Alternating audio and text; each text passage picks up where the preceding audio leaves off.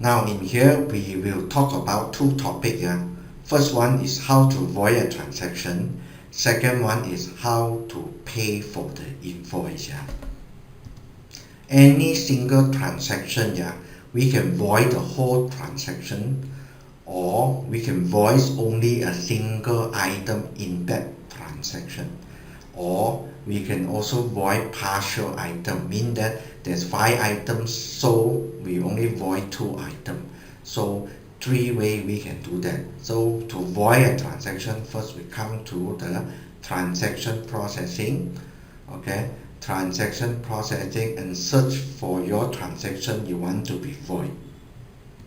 Let's say I found my transaction 934. The transaction number is this. Come to the item, I want to void them all. This transaction, the whole transaction I want to void. All I need to do is right click this button, right click, void entire transaction. Yes, so the transaction is being voided. You can see that the quantity all turn to 0. All these items go back to our stock. This is how we void the entire transaction. After we have void this entire transaction, we can pay attention a few things. First of all, each item indicated is void. Indicated is void. And then if you come to the information, the status of this transaction is void. So the money is all go to 0. All go to 0. Transaction still happen. This transaction is not going to disappear, but the status is void. Transaction is recorded as void. Okay, next is how to void single item in a transaction. Okay, come back to here. Let's say for example I get for next transaction. This transaction is cash. There are 3 items in here. I want to void this item. The third item, this item I want to void. The rest still stay. So how do we void a single item in a transaction?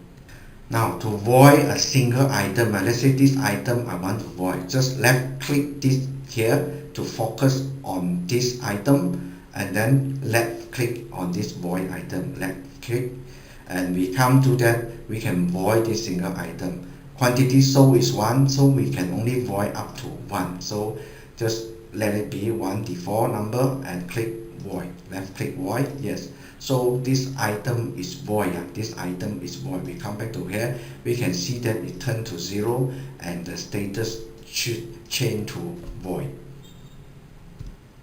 Next is the void partial item. Void partial item, same as a single item voicing. Let's say for example this item, there are 5 quantities sold. I want to void 2, so 3 stay. So I need to focus on this item. Left click on this button, and then there are 5 items. So how many we want to void? Let's say I want to void 2. Okay, 2. Then I void. So this is void partial item. Void partial item. And then when you exit, you can see that quantity change to 3. Status also indication there's a void, but only partial. Only partial. Okay, so this is how we do void on a transaction. Now next, we will discuss how to pay for an invoice. To do that, we need to go to invoice batch or current ASIP invoice batch. In here, I do a right click to the current ASIP invoice batch.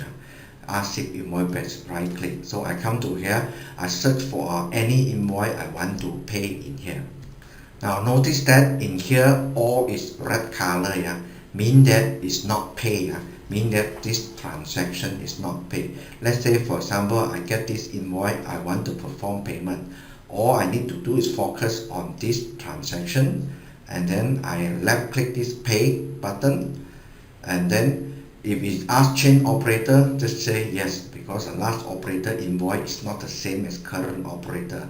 So you pay for invoice, definitely it's paid by payment type, select, and then definitely it's full payment, and then just issue a receipt, short format, half page or full page.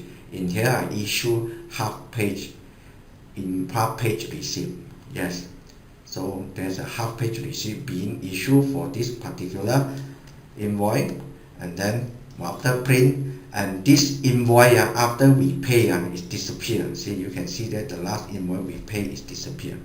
Now the invoices pay disappear from here as it have been moved to current confirm cell batch. Left click this one, go to the top, you will find that the last invoice pay is in here. Last invoice pay is stored in here.